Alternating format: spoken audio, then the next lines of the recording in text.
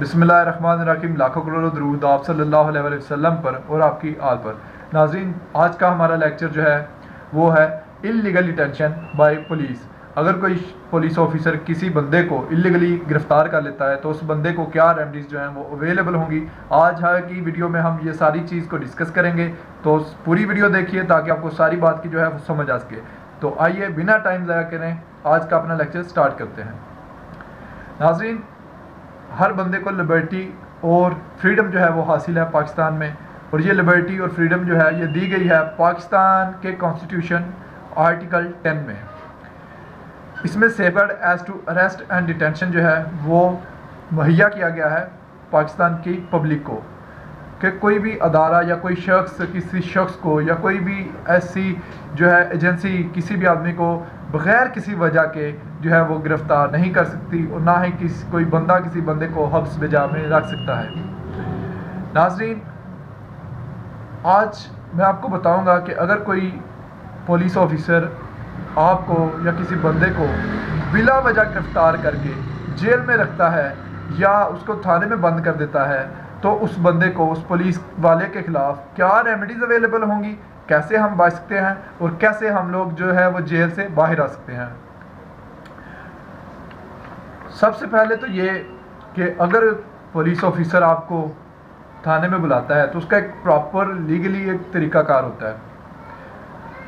Police वाले ने अगर कोई तफ्तीश करनी है या आपके ख़िलाफ़ कोई FIR रजिस्टर हो गया है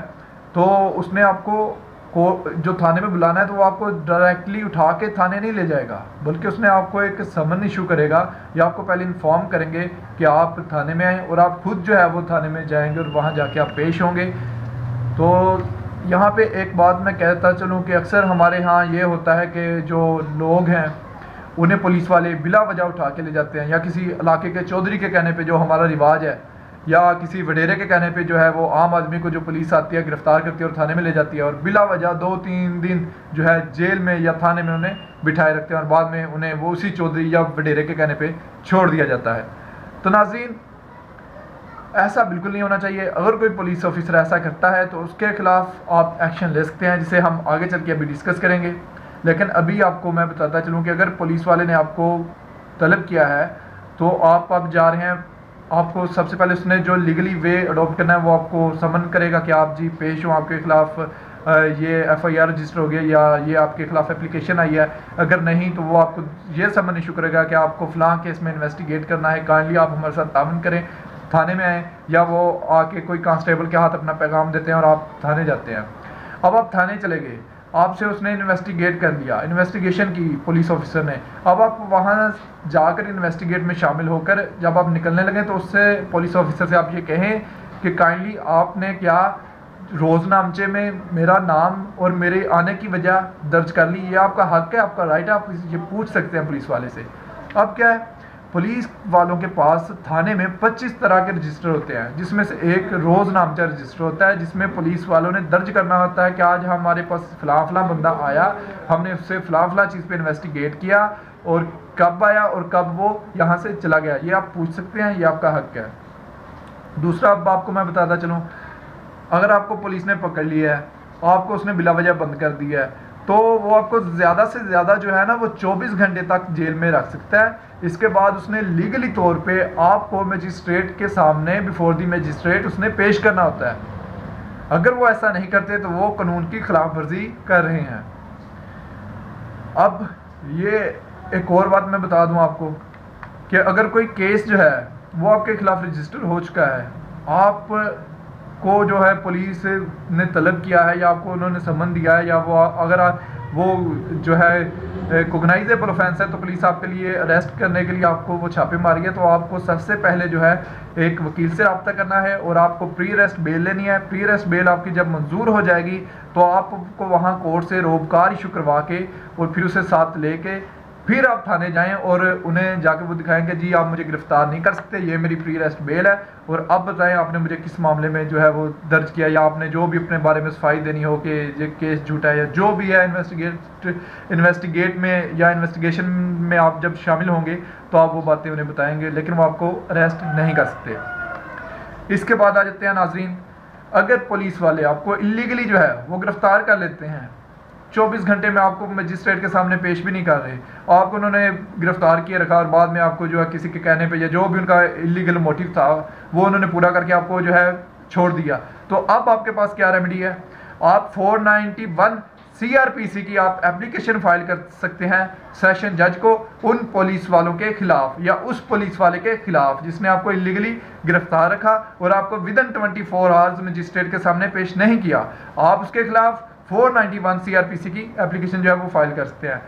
सेशन कोर्ट में भी, और 491 CRPC की एप्लीकेशन आप हाई कोर्ट में भी फाइल कर सकते हैं। लेकिन यहाँ पे एक और चीज़ आपको मैं बताता चलूँ, अगर आप 491 CRPC की एप्लीकेशन के बजाय हाई कोर्ट में आप अगर हैबियस कॉर्पस की रिट फाइल करें तो वो आपके लिए ज़्यादा मौसर होगी।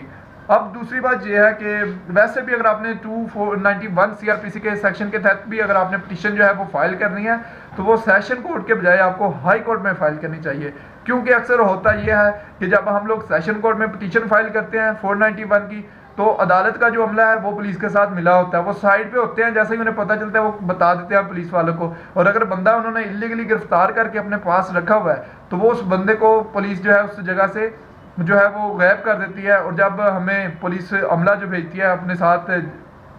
जो हमें पुलिस का अमला दिया जाता है कोर्ट की तरफ से कि उस बंदे को जाके हम लोग वहाँ से रिकवर करवा लें, तो वो वहाँ पे एक प्रॉब्लम क्रिएट कर देते हैं, क्योंकि वो बंदा वहाँ से निकाल लिया गया होता है पुलिस की तरफ से, उन्हें जो इन्फॉर्मेशन मिल जाती है, क्यों तो पुलिस वाले उस बंदे को वहाँ से साइड पे कर लेते हैं। और बाद में लोग कहते हैं जी वकील जो है वो नहीं सही, वो हमारे साथ जो है वो अच्छा तावन नहीं कर रहे, या ये वो लोग कहते हैं। अभी लोगों को तो पता नहीं कि असल में गेम क्या हो रही है। तो इसीलिए इसमें बेहतर चीज़ ये है कि आप हाई कोर्ट में जो है 491 CRPC की पिटीशन फाइल करें, या आप उससे हाई कोर्ट में आप हैबियस कॉर्पस जो है उसकी आप रिट जो है वो फाइल करें। ये दोनों चीज़ें आपके हक में बेहतर होंगी और आपका जो है वो बंदा वहाँ से रिकवर करवा लिया जाएगा अगर वो इलीगली कैद कर रखा है पुलिस ने। अब यहाँ पे आपको मैं एक और इम्पोर्टेंट बात बताता हूँ, अगर कोई पुलिस ऑफिसर किसी बंदे को किसी शख्स के कहने पे या किसी से रिश्वत लेके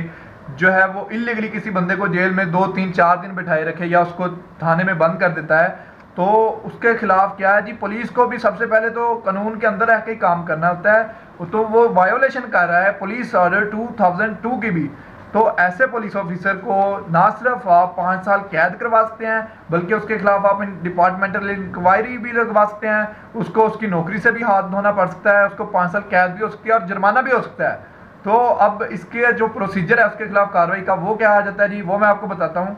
कि आपको सेशन कोर्ट में जाना है, सेशन जज को आपने जस्टिस ऑफ पीस को आपने एप्लीकेशन देनी है कि जी फलां बंदे ने मुझे फलां जो है इतने दिन में फलां जगह पे मुझे बिला वजह जो है या किसी शख्स के कहने पे या रिश्वत लेके मुझे जो है गिरफ्तार कर लिया और बिला वजह मेरी जो है वो रोजनामचे में एंट्री नहीं की, मेरे खिलाफ कोई FIR दर्ज नहीं की और मुझे बिला वजह जो है इलीगली और इलीगल मोटिव को हासिल करने के लिए मुझे जो है वो थाने में बिठाए रखा, काइंडली आप इसके खिलाफ जो है कार्रवाई करें। तो अब सेशन कोर्ट जो है वो उसके खिलाफ कार्रवाई करेगी और उसको उसकी नौकरी से भी हाथ धोना पड़ सकता है, डिपार्टमेंटल इंक्वायरी भी हो सकती है, 5 साल उसको कैद भी हो सकती है और उसके अलावा उसको जुर्माना जो है वो भी हो सकता है। अगर आप चाहें कि आप अपने इलाका मजिस्ट्रेट को भी उस पुलिस ऑफिसर के खिलाफ एप्लीकेशन देना चाहें तो वो भी आप दे सकते हैं, यही इसका हल है। ये नहीं हो सकता कि उसी बंदे ने आपको जो है वो इलीगली उसने उठा लिया और आप उसी पुलिस ऑफिसर को कहेंगे जी आप अपने खिलाफ जो है वो FIR रजिस्टर करें, या उसके किसी हमनवा को आप कहें या उसके जो हमरा आदमी थे उसको आप कहें, तो वो कभी भी अपने ही ऑफिसर के खिलाफ FIR उसी थाने में रजिस्टर नहीं करेंगे। इसका यही वाहिद हल है, आप सेशन कोर्ट में जाएं, सेशन जज को आप एप्लीकेशन देंगे, जस्टिस ऑफ पीस को एप्लीकेशन देंगे, या आप जो है इलाका मजिस्ट्रेट को भी एप्लीकेशन दे सकते हैं। और अब ये तो होगी सारी कानूनी बातें और उम्मीद करता हूँ आपको समझ आ गई होगी कि अगर कोई पुलिस ऑफिसर किसी बंदे को इलीगल गिरफ्तार करे तो ये रेमेडीज आपको अवेलेबल होती हैं।